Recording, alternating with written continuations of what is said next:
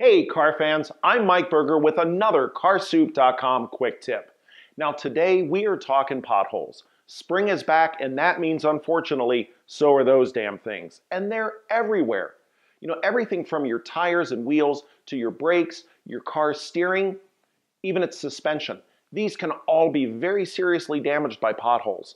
And it's important to know what to do if, despite your best efforts, you still end up hitting one.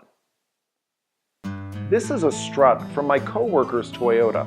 Now he recently hit a pothole and he hit it really hard. And you can see right here where the damage is. This spring should coil all the way up, but unfortunately it snapped right there. Now a break like that can make this strut very dangerous. It can actually cause the entire front end suspension to collapse, causing serious damage to the car and possibly injuring you or someone else.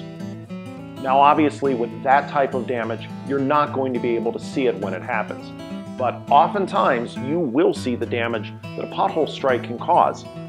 Areas to look for damage on your tire if you hit a pothole are going to be along the bead where the tire meets the wheel or along the sidewall.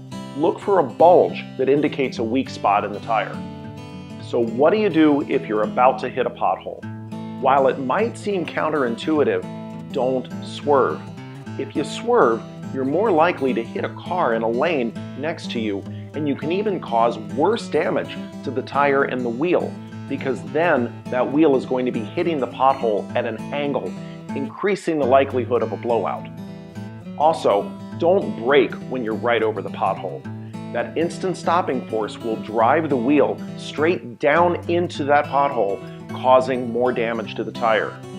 Instead, slow down as much as you can as you approach the pothole.